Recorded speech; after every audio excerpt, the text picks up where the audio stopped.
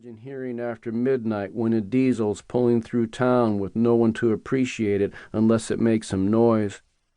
Then when Jim picked and sang a Saturday night special like Whoopin' the Blues or Sittin' on Top of the World, Ryder would rock back and forth on his feet and put both lungs to work with trills and flutters, throat pops and hand smacks, all the while staying in perfect time with Jim's guitar.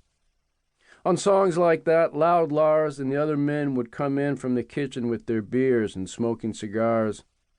They'd tap their feet and let out a holler or two, and Jim and Ryder showed their appreciation by quickly sliding into 2 or 3 more room movers.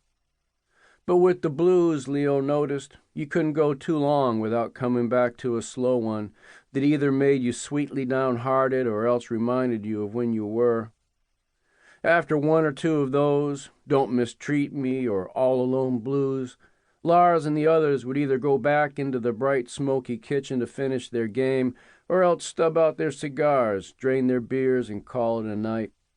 But the best part of Wednesday nights was right before all that happened, when the parlor was full of people with their eyes on Ryder and Leo's dad, when Jim Suther's guitar and wavering alto voice didn't just match Ryder's harmonica, but rose above it, so that Ryder was huffing to keep up, and the more he did that, the more Jim seemed to sit back, because now it was the number itself that had come alive. The wailing, woo-wahing, oh, she up and left me beauty of it, as if the song was now gentle flesh and blood that Ryder and Jim had no more hold on than moist-eyed, smiling Lars or the foot-stomping, hand-clapping rest of them. And while Leo clapped his hands in time, he would sometimes watch those faces that were soft with beer and wonder, even gratitude, in his father's house. Leo thought about girls and women then, and how content they'd be in this room too, how sad it was that there never were any, and children, 6 or 7 of them, jumping up and down or curled up under blankets on the floor asleep. Chapter 1. Tonight, after the paper mill men had all gone home and Jim was placing his guitar in its case, Ryder sat on the couch and sipped a fresh Narragansett. He glanced over at Leo, still watching him from the corner chair near the window.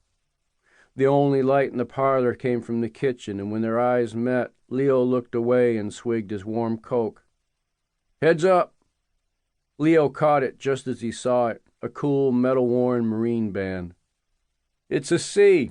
Next week I'll come over early if you want, show you a few tricks." Which he did.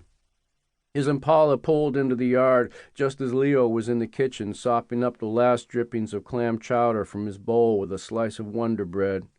It was mid-June. The sun had just slipped behind Saunders Hill, so the bark on the pines was gold and orange like there was a big fire nearby. Leo got up and rinsed his dish. He could smell the coffee his father had brewed before pouring it over ice and going outside for his after-supper stroll down to the river. Ryder walked in with his harmonica harness hanging over one bony shoulder, a 6-pack of Pabst Blue Ribbon bottles in his hand. "I've been thinking about you on the way over here, Leo. Thinking about how to start you out on the harp of the blues. You, a very smart kid. And it came to me the big thing you should know up front." Ryder opened the fridge and put the beer inside. He walked to the stove and poured himself some coffee. "Yeah?"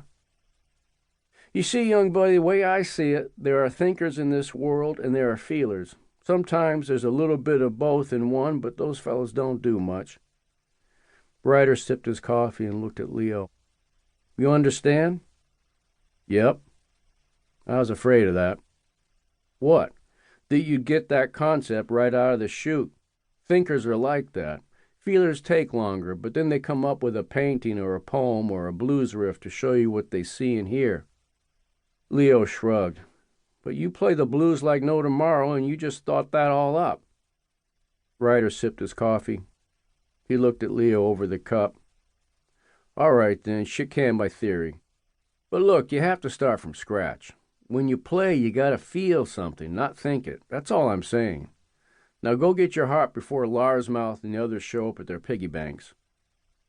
In the parlor, Ryder cinched the harness in around his waist and pulled an A-harp from